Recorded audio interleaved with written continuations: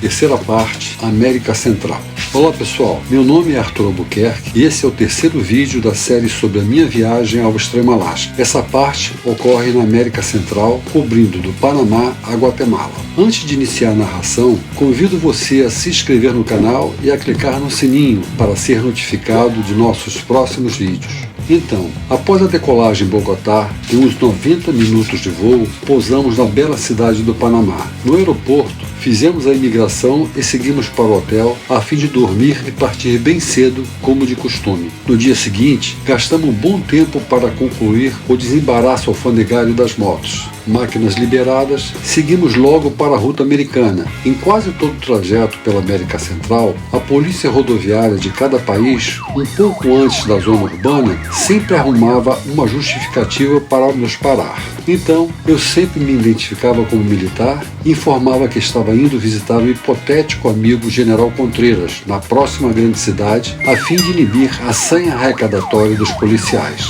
Na travessia da América Central, o que exigia muito cuidado era quando desabava as chuvas torrenciais, que além de dificultar muito a visibilidade, provocavam desmoronamentos na floresta, prejudicando a estrada. Quando a chuva se anunciava pelos trovões, o nosso refúgio eram os postos de serviço, que sempre foram em número suficiente e com gasolina de boa qualidade em todos os países. Nessa parte da viagem, sem GPS, eu usava uma planilha de navegação de papel fixada no para-brisa da moto, que tinha o seu uso facilitado pelo roteiro constar de apenas uma única rodovia, a Pan-Americana, que nos levaria até o Alasca. Então, excetuando a passagem por dentro de grandes cidades, que normalmente eram evitadas, a probabilidade de perdermos o rumo era mínima. Além das chuvaradas, o que nos tomava também muito tempo era a atitude dos caminhoneiros, que para ter suas reivindicações atendidas, fechavam as estradas junto às fronteiras, tentando impedir até mesmo a passagem de motocicletas. Mesmo assim, sempre encontrávamos um jeito de furar os bloqueios e continuar a viagem. As pequenas cidades dos países mais ao norte se assemelhavam muito, tornando indiferente para o viajante estradeiro em que país estava trafegando. Os fatores comuns entre elas eram a pobreza e o evidente estado de violência,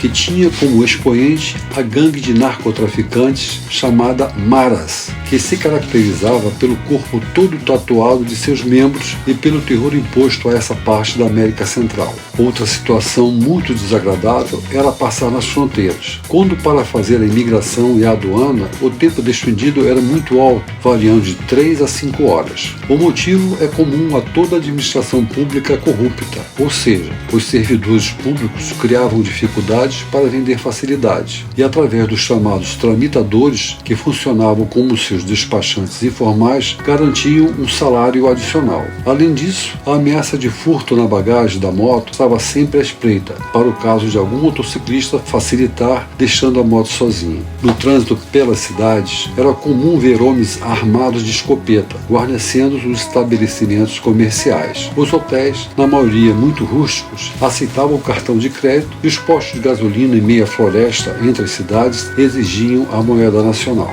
De repente, a moto do Robertinho começou a vazar óleo na estrada e quando parávamos, não conseguimos localizar a origem do vazamento. Após muitos quilômetros de tensão, litros de óleo e tentativa de sanar o problema, conseguimos a solução em uma oficina Honda na Guatemala. O mecânico nos explicou que o calor gerado pelo motor com a moto em movimento dilatava o metal do bloco do motor e da tampa lateral, deixando o óleo vazar pela junta. Então, bastou apertar os parafusos, completar o óleo e estávamos prontos para voltar à estrada. Durante o trajeto, algumas vezes me separei do Robertinho. Em uma dessas oportunidades, por estar sozinho e pilotando uma impressionante moto americana, tive a sorte de conseguir me evadir de uma situação de iminente assalto em virtude do aviso de um segurança local. Nesse episódio de fuga, a urgência foi tanta que nem tive tempo de colocar o capacete. Com uma sensação de grande alívio, saímos da América Central para entrar na América do Norte, iniciando a jornada pelo México. Então, pessoal,